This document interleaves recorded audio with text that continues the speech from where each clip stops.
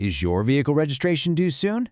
Look, we've all been there, staring at that little expiring sticker on our license plate, completely dreading the thought of taking a number and wasting a whole afternoon sitting in a crowded DMV waiting room.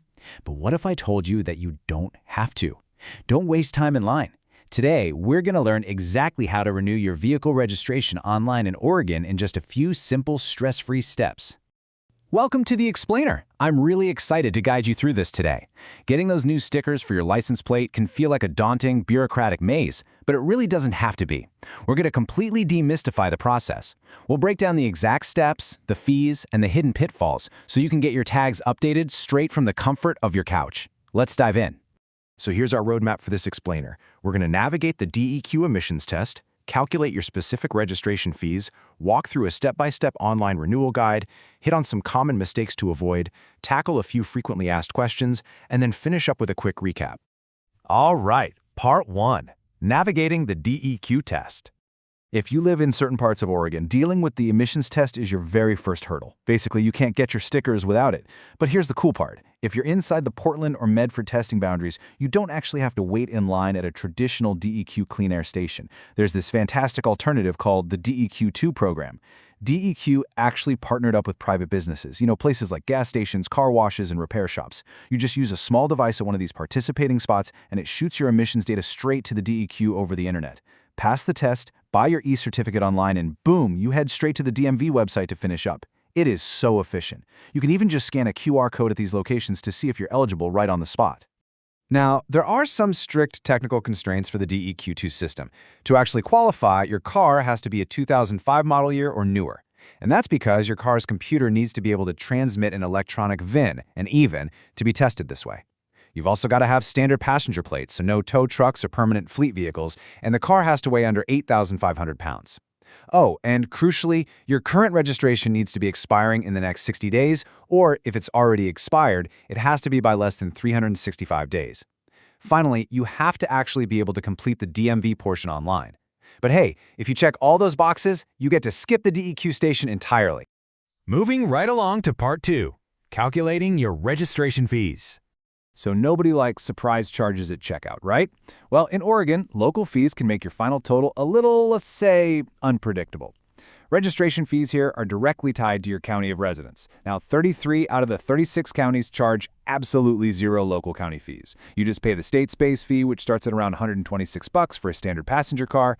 But if you live in the Portland metro area, you're paying a premium for local transportation projects. Washington and Clackamas counties tack on a $60 fee for a 2-year registration. And Multnomah County, they add a whopping $112 fee. So just keep in mind, moving from a rural county into Portland will completely change what you owe the DMV. And it's not just where you live, it's what you drive. Oregon bases state fees on fuel efficiency, the idea being everyone pays their fair share for road upkeep. So a standard gas guzzler getting under 19 miles per gallon pays the lowest base fee of $126. But if you're driving a highly efficient car getting over 40 mpg, that fee bumps up to $156. And for fully electric vehicles, get this, the base fee skyrockets to $316 for 2 years. But wait, here's a massive cost-saving tip. EV and highly efficient hybrid drivers can opt into the OREGO program. Instead of eating that massive $316 upfront cost, you pay a much lower $86 flat fee plus a tiny per-mile road usage charge. Honestly, it's a brilliant alternative if you aren't doing heavy, long-distance driving. Okay, Part 3. Your step-by-step renewal guide. This is the tactical core of our explainer. It's time to actually navigate the online portal. First things first, open your browser and head to OregonDMV.com. You're looking for a big online services section with a DMV2U, skip the trip, button. Seriously, clicking this is going to save you so much time.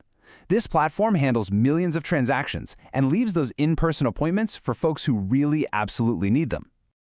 Once you hit Renew Your Vehicle Registration, the system obviously needs to verify who you are. So grab your Oregon driver license, permit, or ID card. You're going to need to type in a few specific things: your license number, your date of birth, and your residence zip code. You'll also need the last 6 digits of your social security number.